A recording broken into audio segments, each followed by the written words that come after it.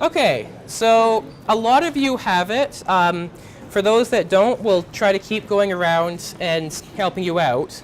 But for those who do, what you can try is just go show Q. SHOWQ.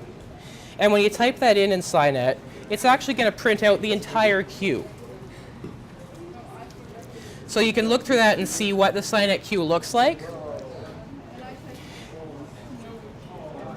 Right? And so you see the job ID, the person who submitted it, the state, so idle just means that it's not started to run yet, the number of cores, the wall time, and the date it was submitted.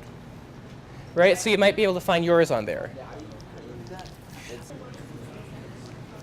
So what this queue stuff means, what I'm going to do is I'm going to type show queue again, and I'm going to send it to a file. So now I can look at this file in Vim. It'll show me the whole thing.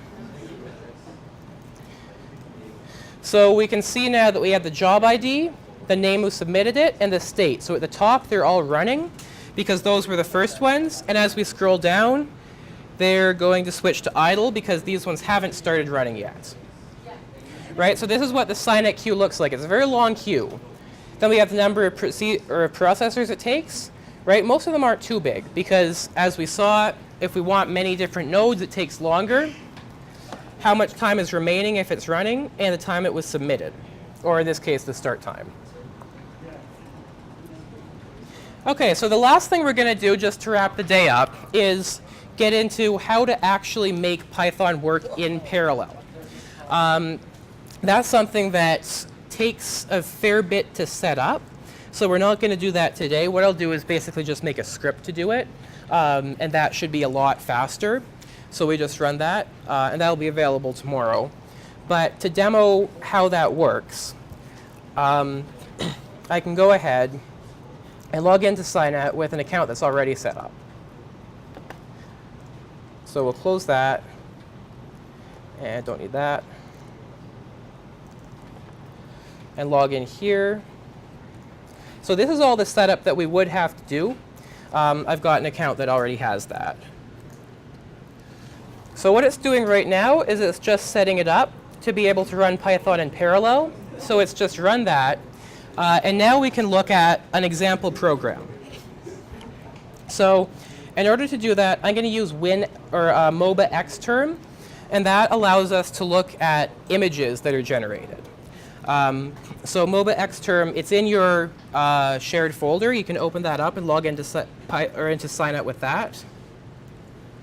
Yeah, so what we'll do right before the end of the day, I'll show you a quick example of Python running in parallel.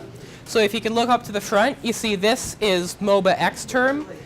It allows us to view images. So what I'm going to run is I'll first run Python Mandel parallel, or sorry, Mandel sequential. My MOBA Xterm is giving a fatal error. That's okay, it won't work. Yeah, we'll get it for tomorrow. Right, so it's running this Python code. Does anyone know what a Mandelbrot fractal is? Do you guys know what a Mandelbrot fractal is? Probably not.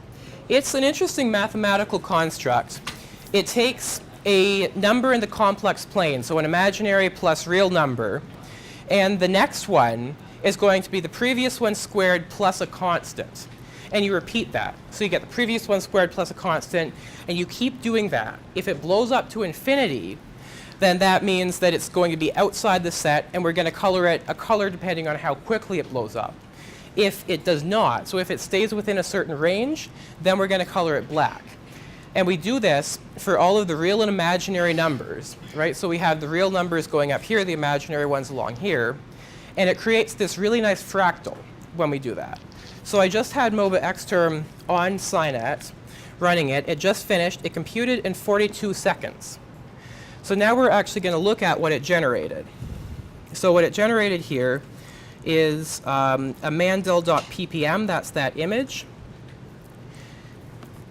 So we're going to wait for it to stop being slow.